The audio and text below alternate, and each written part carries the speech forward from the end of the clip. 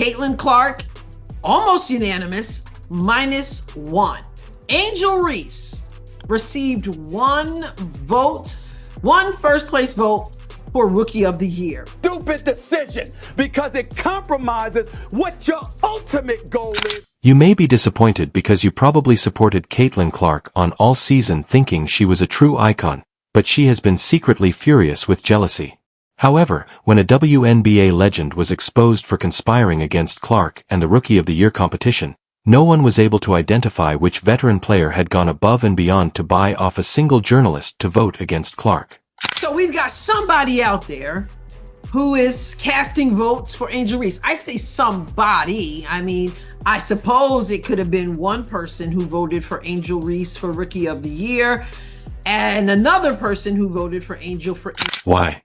Well, on the day Caitlin Clark won the WNBA Title of the Year, this so-called legend grabbed the biggest title. If you think you know the answer, brace yourself. This story goes much deeper than a single negative vote. This is because Clark took center stage in just one season, which took this legend forever to develop. That somebody is trolling Angel Reese because these are sports people, supposedly.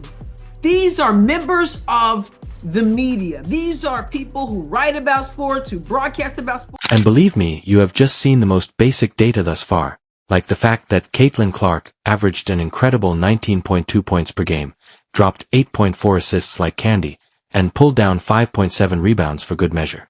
Yes, it sounds fantastic, but that's just the surface. What's even more ridiculous is that, despite dominating almost every rookie statistic, Clark didn't win a unanimous vote for Rookie of the Year. We were making the point, do you want to promote the league or not? And people like Andrea and others were resistant to that playing a role in somebody making the roster. Nope. We were arguing whether or not to promote the league, and people like Andrea and others objected to that being a factor in someone making the roster. One vote went to Chicago Sky rookie Angel Reese instead of the clear winner, and this wasn't just a random occurrence. Rather, it was the kind of rogue move that sent shockwaves throughout the league, leaving fans reeling and analysts trying to make sense of it. After all, if there was ever a rookie who deserved every vote, it was Caitlin Clark, so why didn't she receive it? Why did that one oddball vote occur?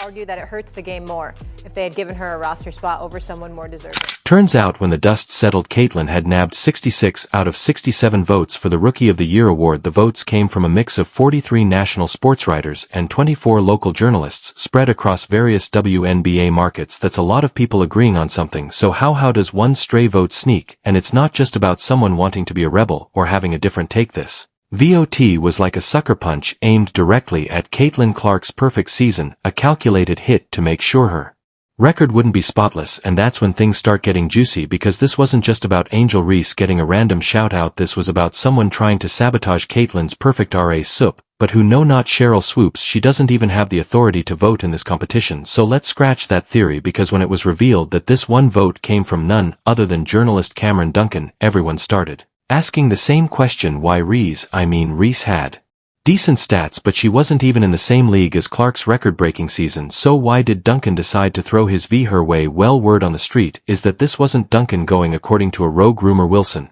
a WNBA superstar, yes, there's a chance that the same AA was involved. Why would such a well-known individual become involved in something as unimportant as one Roy vote when Wilson has been winning the league and taking home trophies left and right?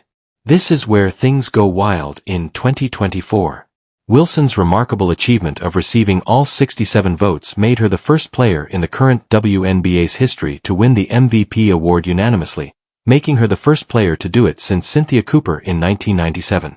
The WNBA continues to kill the golden goose. Now, I must clarify something. A lot of you are hitting me up with, why hasn't the WNBA talked about their Rookie of the Year award since Caitlin Clark, it's been released, is the Rookie of the Year? Well, they haven't announced any award. However, Caitlin Clark then appeared.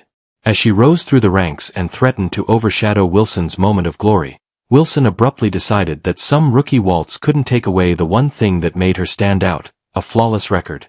As Clark started to collect rookie votes, Wilson allegedly stepped in, determined to stop Caitlin from doing something she had never done before. When she was unanimously chosen as Rookie of the Year, this is where the situation went from being petty to a full-blown drama. Wilson reportedly pressured Duncan to choose Reese in order to keep Clark from winning by a unanimous vote, not because Reese was more deserving, she wasn't even close. Duncan's vote wasn't random. Rather, it was prearranged. Duncan was the pawn in her move because Wilson's goal was to stop Clark from winning the league's unanimous vote and becoming the only player with that kind of perfect record. It wasn't about Clark being a threat anymore. Rather, it was about Clark becoming a threat to Wilson's legacy.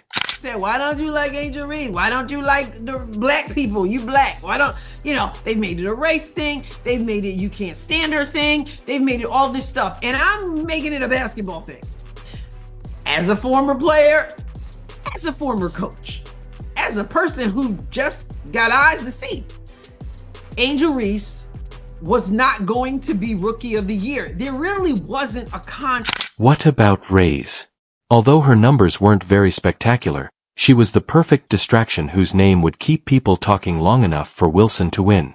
She was simply unlucky to be in the wrong place at the wrong time. Reese got some unwarranted attention. People like Molov have also chimed in, saying that players like Clark aren't even talented enough to be making accusations against in the first place, so even though Clark can score close to 20 points per game, she's suddenly not good enough to call out some shady business. Wilson's little scheme is collapsing in front of the entire league, so Duncan received backlash and Wilson was forced to act as though she had nothing to do with it up until this point. Molly, if you thought that was the end of it, reconsider. This wasn't just about Clark losing out on a unanimous vote, it was also about sending a message. Let's act like statistics don't matter when it's convenient. The power play, although Caitlin Clark is currently the most attractive person in the WNBA, Wilson is still the queen, and anyone who dares to step on her turf will soon realize who is actually in power. Clark may not have been concerned about it, but the fans are furious and the league's reputation has suffered greatly as a result of one rogue vote that ruined Clark's Rookie of the Year victory. However, that one vote exposed a whole new level of league politics and ego fights because if someone like AEL Wilson can influence an award by whispering to one journalist, what else is going on behind the scenes? The WNBA has no idea what it's doing with Caitlin Clark. Can we all agree on that? They have no idea. It's a hostile league to Caitlin Clark. Indeed, you heard that when allegations of racial bias emerged, the debate over a single vote for Rookie of the Year swiftly descended into something much darker. This wasn't just a random Twitter outburst. Rather, people started to interpret this one vote as a sign of a larger issue that exists in the WNBA. A league where race isn't openly discussed but subtly affects who gets the spotlight and who stays in the background. Now, you might be asking, isn't this a bit of a stretch because it's only one vote? But when you look closer, it's difficult to ignore the patterns without a doubt. The statistics backed up CLK's triumph. With 19.2 points, 8.4 assists, and 5.7 rebounds per game, she was not just a good rookie but the best rookie by far. However, for some reason, one voter voted for Angel Reese rather than her. Racist before Caitlin Clark even got in, and I thought this was interesting yesterday. Sue Bird addressed that and her racist tweets prior to Caitlin Clark even being in the WNBA. In fact, racist tweets prior to Caitlin Clark being Caitlin Clark, if you know what I mean. Even worse, there was virtually no response from the league. The WNBA appears to be trying to pretend that nothing happened, hoping that fans and Caitlin CLK will forget. After all, when a player's unanimous Rookie of the Year award is stolen in broad daylight, the sport as a whole suffers. As for Wilson, well, she may have avoided harm to her reputation, but let's be honest, you probably assumed she was just being competitive because she's been in the trenches and understands what it's like to fight for recognition. Like Caitlin Clark was averaging 5 points a game. At the time, she was still averaging 16 points a game, which was more than a lot of other guards that made the team. So don't do that. Don't make it seem like she was averaging 5 points and this was like a handout.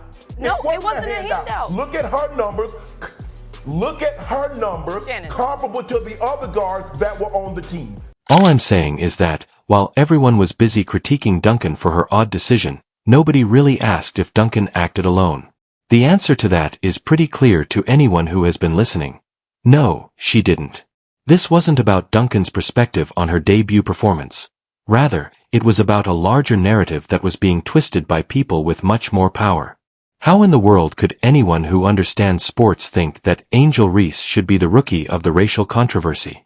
This was made clear in 2020 when another white rookie, Sabrina Anu, started to garner a lot of attention. Wilson said, "They love their darlings, you know how it goes," in a blunt statement that had the league in stitches. Wilson didn't mention names, but it was clear what she was saying. In the world, could anyone who understands sports believe truly that Angel Reese should be rookie of... And now it's happening again, but this time Clark is the main character. What does Wilson do? If the rumors are true, she steps in behind the scenes to make sure that Clark's unanimous victory isn't all that unanimous. The best part is that she didn't even have to speak, but you have to understand that the real story here is how race, power, and politics are forming the story of who has chosen to be the face of the WNBA. Even before Clark took the court, the system was rigged against her. Until Carrington and Wilson are called out, the so-called Progressive League will continue to operate under the same antiquated regulations, and players like Clark will continue to pay the price. Clark didn't just drop a ballot. They want to see someone like Caitlin Clark do her thing. They want to see behind-the-back passes, deep three. They want to see somebody helping their teammate. That's in every sport. Nobody gives a rat's ass, really, about what's going on off the field with NFL players. Sure, you question why Rasheed Wright... And now it's happening again, but this time Clark is the main character. What does Wilson do? If the rumors are true, she steps in behind the scenes to make sure that Clark's unanimous victory isn't all that unanimous. The best part is that she didn't even have to speak, but you have to understand that the real story here is how race, power, and politics are forming the story of who has chosen to be the face of the WNBA. Even before Clark took the court, the system was rigged against her. Until Carrington and Wilson are called out, the so-called Progressive League will continue to operate under the same antiquated regulations, and players like Clark will continue to pay the price. Clark didn't just drop a ballot.